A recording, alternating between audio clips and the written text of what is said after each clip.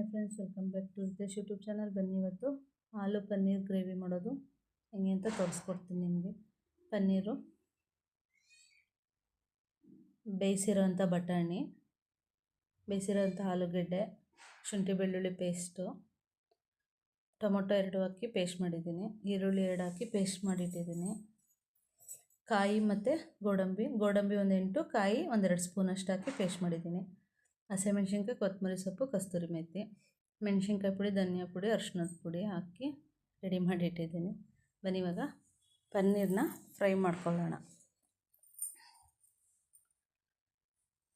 1 ನಿಮಿಷ ಫ್ರೈ ಮಾಡ್ಕೊಂಡ್ರೆ ಸಾಕು, ಜಾಸ್ತಿ ಹೊತ್ತೇನು ಬೇಡ.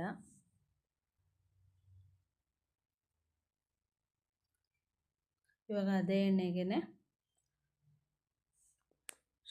ಈರುಳ್ಳಿ ಪೇಸ್ಟ್ ಹಾಕ್ಕೊಳ್ಳೋಣ. ಇವಾಗ ಇದೊಂದು ಸ್ವಲ್ಪ ಹಸಿ ವಾಸನೆ ಹೋಗೋ ತನಕ ಹುರಿದ್ಬಿಟ್ಟು, ಇವಾಗ ಶುಂಠಿ ಬೆಳ್ಳುಳ್ಳಿ ಪೇಸ್ಟ್ ಒಂದು 1/2 ಸ್ಪೂನಷ್ಟು ಹಾಕ್ಕೊಂಡಿದ್ದೀನಿ. ಇವಾಗ ಟೊಮೊಟೊ ಪೇಸ್ಟ್ ಹಾಕ್ಕೋತಾ ಇದ್ದೀನಿ. ಸ್ವಲ್ಪ ಎಲ್ಲ ಹಸಿ ವಾಸನೆ ಹೋದ್ಮೇಲೆ ಹಾಕ್ಕೋಬೇಕು ಟೊಮೊಟೊ ಪೇಸ್ಟು. ಟೊಮೊಟೊ ಹುರಿದಾಗೈತೆ. ಇವಾಗ ಧನಿಯಾ, ಮೆಣಸಿನ್ಕಾಯಿ, ಅರಿಶಿಣದ ಪುಡಿ ಹಾಕ್ಕೊಂಡಿದ್ದೀನಿ. ನೀಟಾಗಿ ಫ್ರೈ ಮಾಡ್ಕೋಬೇಕು ಇದನ್ನು. ಬಟಾಣಿ ಹಾಕ್ಕೊಂಡಿದ್ದೀನಿ. ನೀಟಾಗಿ ಫ್ರೈ ಆದಮೇಲೆ, ಬಟಾಣಿ 1 ನಿಮಿಷ ಆದಮೇಲೆ, ಫ್ರೈ ಆದಮೇಲೆ ಪನ್ನೀರ್ ಹಾಕ್ಕೋತಾ ಇದ್ದೀನಿ.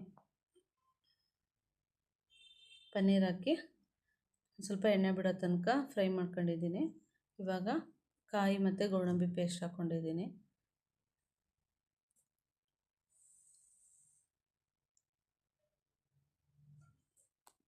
ನಿಮಗೆ ನೀರು ಯಾವ ಪ್ರಮಾಣದಲ್ಲಿ ಬೇಕು ಆ ರೀತಿ ಹಾಕ್ಕೊಳ್ಳಿ. ನಾನು ಇಲ್ಲಿ 1.5 ಗ್ಲಾಸಷ್ಟು ಹಾಕ್ಕೊಂಡಿದ್ದೀನಿ. ರುಚಿಗೆ ತಕ್ಕಷ್ಟು ಉಪ್ಪು.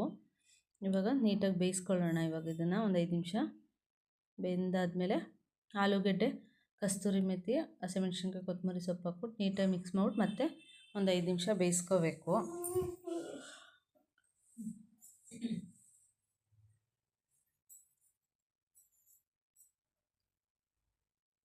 ಇವಾಗ ರೆಡಿಯಾಗಿದೆ ಪನ್ನೀರ್ ಮಸಾಲೆ ಗ್ರೇವಿ.